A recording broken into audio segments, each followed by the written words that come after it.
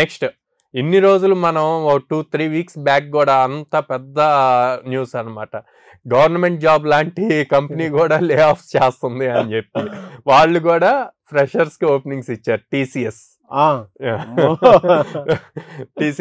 12,000 members lay off వాళ్ళు ఎప్పుడైతే lay off చేశారో ఇంకా ఐటీ ఇండస్ట్రీ కంప్లీట్ పడిపోయింది, సర్దుకుని వెళ్ళిపోవటం అన్న న్యూస్లు కూడా మనం భారీగా చూడటం జరిగింది. సో వాళ్ళు ఓపెన్ స్టేట్మెంట్ ఇచ్చారు, మేము ఇప్పుడు సీనియర్ లెవెల్ వాటికి ఎక్స్పీరియన్స్ లెవెల్ వాటికి హైరింగ్ చేయట్లేదు, ఫ్రెషర్స్ మీద ఎక్కువ ఫోకస్ చేస్తున్నాము అని చెప్పి 40,000 ఫ్రెషర్ హైరింగ్ అనౌన్స్ చేశారు అనమాట.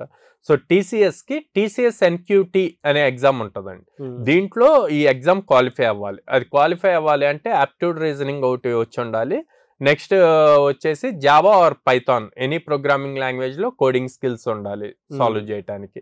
సో అది కనుక క్వాలిఫై అయ్యారంటే జాబ్ ఖచ్చితంగా వస్తుంది అన్న పాయింట్.